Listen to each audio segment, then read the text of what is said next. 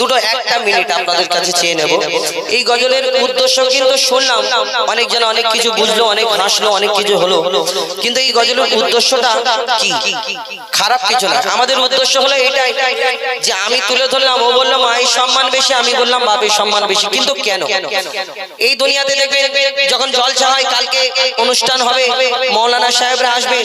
এই জলসার সময় মৌলানা সাহেবরা যখন আসবে, তখন ওই মৌলানা সাহেবরা জলসার সময় অনেক কথা বলে।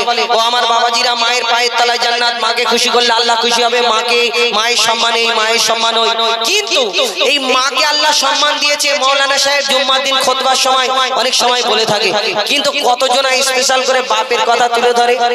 না, বাপের কথা খাস করে কেউ তুলে ধরে না। শুধু মা এবং মায়ের সঙ্গে আব্বা একসঙ্গে খালি জড়িয়ে দিয়ে। কিন্তু এই বাপ এই দুনিয়াতে কত মূল্যবান, কত ইম্পর্টেন্ট, আমরা কিন্তু ভালো করে চিন্তা ভাবনা করি না। যে বাপ হয় সে বুঝতে পারে যে বাপের কি মর্যাদা। ছোটবেলায় যখন আমি ছোট ছিলাম, আমার বাপ একটু মারধর বকাবকি বেশি করতো, ওই কারণে একটু রাগ আমার বাপের উপরে বেশি। কিন্তু এই দুনিয়াতে মা জননীকে আল্লাহ অনেক সম্মান, অনেক মর্যাদা দিয়েছে, কিন্তু আব্বাকে আল্লাহ অনেক সম্মান, অনেক মর্যাদা দিয়েছে। তাই আমরা দুজনকে সমান সমান ভালোবাসবো, সমান চোখে দেখবো। তোমার মায়ের পায়ের তলায় যদি জান্নাত হয়, জান্নাতের চাবি থাকবে বাপের হাতে। এই দুনিয়াতে আমরা অনেকজনা মাকে, বাপকে খারাপ চোখে দেখি, মানে অতটা কেয়ার করি না। বাপ ওই একটু ছোটবেলায় মারধর বকাবকি বেশি করেছে, ওই কারণে রাগ বাপের উপরে বেশি।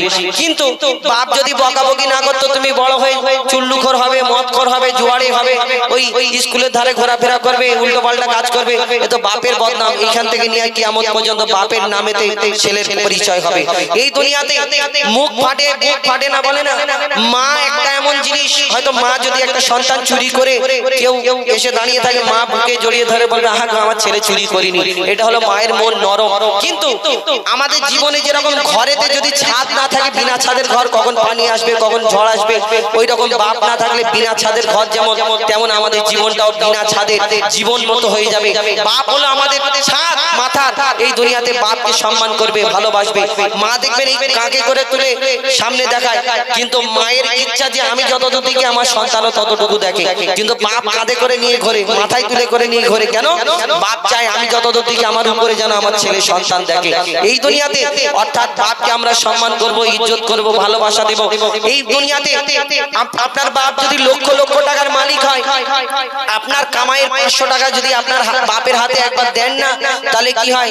বাপের মনটা এত খুশি হয়, বাপ আড়ালে কি হয়তো কেঁদে ফেলে, কান্না করে, হ্যাঁ আমার ছেলে বড় হয়েছে, আমি আজকে ছেলে হয়েছি, আমার ছেলে বাপ হয়ে গেছে, আমাকে হাত খরচা দিচ্ছে 500 টাকা। এই বাপের মনটাই খুশিতে আল্লাহ তাআলা খুশি হয়ে যাবে। আপনি একদিন করে দেখবেন আব্বাকে, কোনোদিন আপনি দেখবেন মাকে অনেক সময় অনেকে, মাগো তোমাকে আমি কত ভালোবাসি, তুমি আমার এই, তুমি আমার ওই। কিন্তু কোনোদিন আব্বাকে ধরে বলি, আব্বা গো তোমাকে আমি বহুত ভালোবাসি, আব্বা এই তুমি এই, তোমাকে এই করাবো, তোমাকে এই করে না। বাপের সামনে কিছু বলি না, বাপের মনটাও কাঁদে। মাকে যখন আমরা ভালোবাসা দিই, বাপ চাই আমাকে একটু বললে আমি কত খুশি হব, কিন্তু আমরা বাপকে বলি না।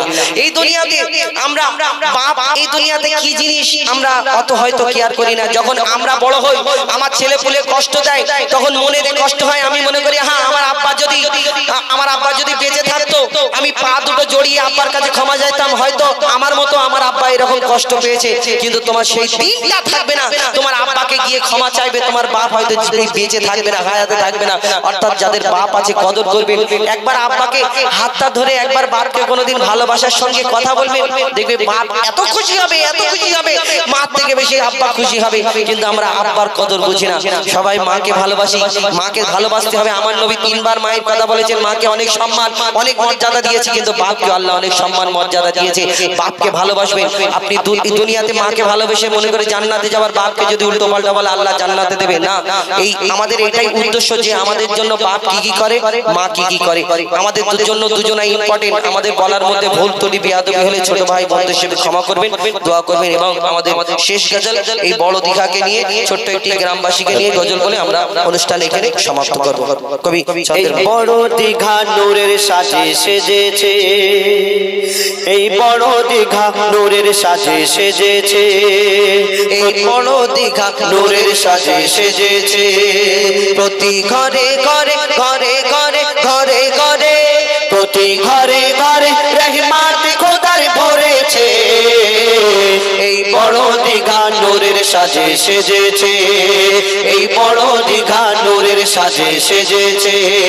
প্রতি ঘরে ঘরে ঘরে ঘরে ঘরে ঘরে স্বামী এই গজলটা একটু তোলো আর এই বড় দিঘা দিয়ে আর আমার ইউটিউবার ভাইরা, কেন আমি এনাদের চিনি ওইখানে নাম জানিনি বলিনি কিছু মনে করে, আমাদের ওই সমস্ত থাকে তো এই বড় দিঘা আমাদের যদি মানে ছবি না আসে এনাদের একটুখানি কেন আজকের থেকে হয়তো 30-25 বছর পরে এনারা যখন বুড়ো হয়ে যাবে ইয়ং ভাইরা, তখন হয়তো এনার নাতি পুতিরা যখন অনুষ্ঠান করবে তখন এরা বলে আমরা তখন তো বুড়ো হয়ে যাবে।